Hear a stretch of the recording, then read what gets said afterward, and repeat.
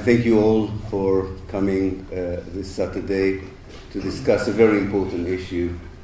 And this is the failure of the Oslo paradigm that has been the prevalent kind of paradigm for peace and reconciliation in Israel and Palestine for the last 25 years. What I thought I could do as someone who was honored with the task of giving the opening remarks in a way for a very intensive and brilliant conference, is to try and give the historical context and then let others talk a bit more thoroughly on more contemporary issues. The great scholar of settler colonialism, who unfortunately died a couple of years ago, Patrick Wolfe, said that the historical phenomenon of settler colonialism is not an event, it's a structure. Settler colonialist movements appeared all over the world in the last 400 years. Europeans left Europe because they were persecuted for religious, economic, cultural reasons, and they settled in non-European parts of the world, hoping to create a new Europe there, hoping to create even democratic societies there, but always encountering the presence of indigenous native population. And in the encounter with the native population, settler movements usually tried to remove, by all means possible, the indigenous population. It has taken quite a while for the academic world, let alone the media and the politicians, to accept that Zionism is a classical case study of settler colonialism.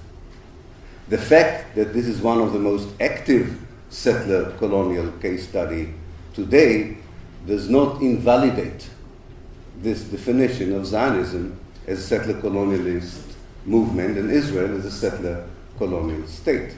In fact, in my university in 2015, we had a brilliant conference organized by our postgraduate students called Settler Colonialism in Palestine.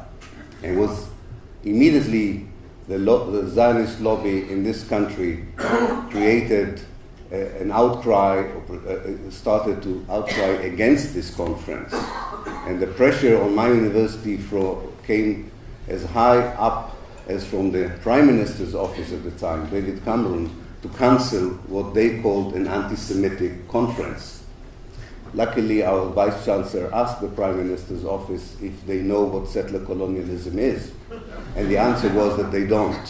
So he invited them. He said, I don't know either what it is. Why don't you come to Exeter and let's see what does it mean. But that just shows you how far we should celebrate our small victories. We don't have big victories in the liberation of Palestine, so let's at least celebrate the small ones. And this is a small victory, but a significant one. Changing the discourse, at least in the academia, about Palestine by calling Zionism a settler colonialist movement and defining Israel as a settler state.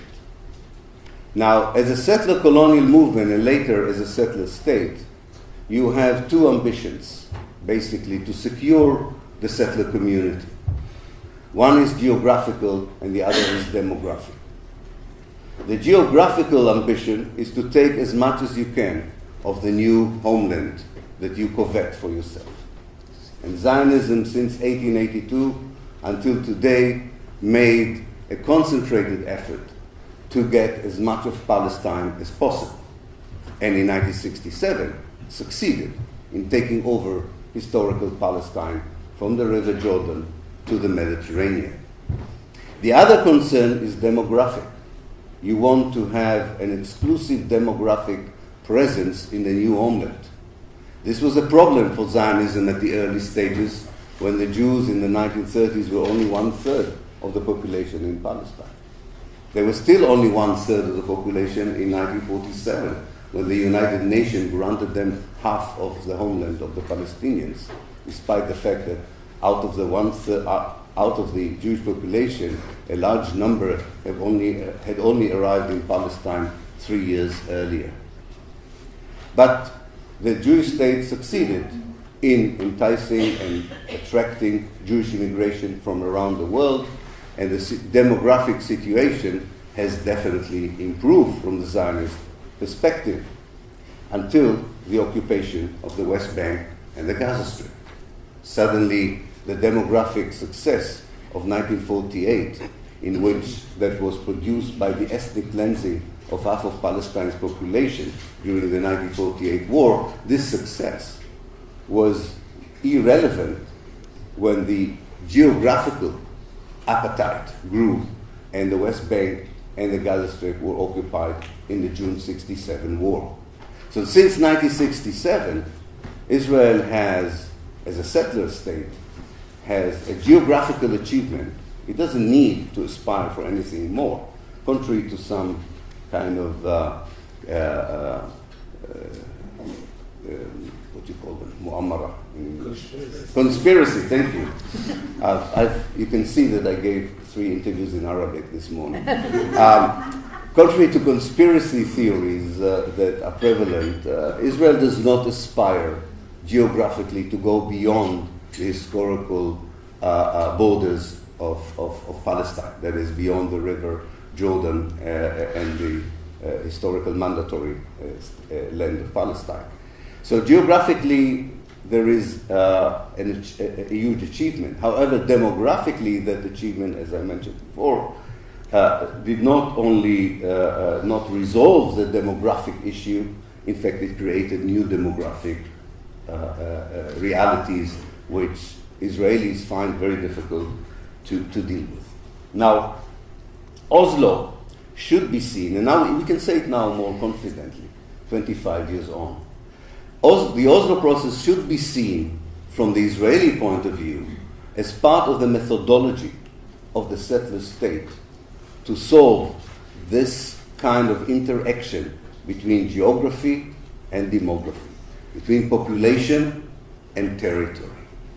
Oslo is not, from an Israeli point of view, an idea that emanates from peacemaking, from a wish to reconcile, from an attempt to bring an end to bloodshed or a conflict. No, Oslo is just another means, from an Israeli point of view, just another means of solving this tension. How can I have as much of Palestine as possible, with as few Palestinians in it as possible, without losing my place in the community of civilized nations, without undermining my reputation as the only democracy in the Middle East. Now, what is interesting, that in order to do that, you needed to do many things in the dark, behind the scenes, because it's full of fabrication. This is an impossible issue to reconcile. You cannot have a Jewish state and a democratic state. I think toddlers already understand that this is an impossible reality. You cannot have an arrangement of redeployment of the Israeli army and convince the Palestinians that this is the end of the conflict. And it takes time, either for Palestinians or for the international community, to call your bluff. It doesn't always happen immediately, especially with the histrionics of a ceremony in the White House, the unbelievable Nobel Peace Prizes given to people like Peres and Rabin, who are actually war criminals. This kind of charade is a screen that does not allow some good people, educated people, important people, to understand the reality for what it is. But the screen is not that thick. It takes time. And then eventually people understand that they were misled, and that the whole motive for the Oslo Accord was to allow the settler colonial state to enjoy international immunity for its impunity on the ground. And the impunity on the ground meant unilateral policies that allow the state to use any methods it wishes to have as much of the space of the territory as possible with as few of the people as possible in the 21st century. In 1948, you could achieve it by massively expelling the Palestinians. You can't do it in 1921. So you enclave them. You put them in ghettos. You put them into Bantustans. You do not allow them to move out of the villages, and you get the same effect as moving them out of the villages. These are the preoccupation of 3 generations of Israelis, administrators, bureaucrats, generals, strategies, how to police millions of Palestinians in a way that would not undermine the image of Israel as a democracy and would reconcile what is impossible to reconcile, the wish to have the land without the people in a modern world where everything is transparent, where you have an internet and alternative media that does not allow you to hide behind your criminal activity. You can use all kinds of tactics. You can equate the Palestinian resistance with Islamic terrorism and hope that this would explain to people why you continue to do what you do. You can say, compare what I'm doing to what's happening in Syria and Iraq, and hope that people would say, oh, yes, compared to Syria and Iraq, what you do is nothing. And of course, you hope that people would not remember that what you've been doing for 100 years, not since 2011, to the indigenous population. And then, and this is the biggest fabrication of Oslo, you sell what might sound as a logical, academic kind of solution. Let's first have peace, and then everything bad we are doing would be stopped. This is the basis of Oslo. Let's have peace, and if peace is successful, Israel would stop arresting people without trial, demolishing houses, assassinations, expulsions. Everything will be all right once we have peace. But of course, the only formula, and even Palestinians who support the two-state solution and were involved in the initial and later stages of Oslo said it to the Israelis, no, it's the other way around. You should stop the occupation. You should take your military out, and then we can have a chance for a dialogue about peace on a much more equal footing. But if you continue to have the dialogue with us while you occupy us, this is not a peace process, and not surprisingly, everybody in the West Bank and the Gaza Strip would tell you that life was much better before Oslo than it is after Oslo. I think that if you want to understand what has shifted in the Israeli policy tactically, not strategically, is the late Israeli nationality law, and to see how it connects to Oslo, and with this I will end. Because I think it's very important to see the historical picture in its entirety and in a clear sense.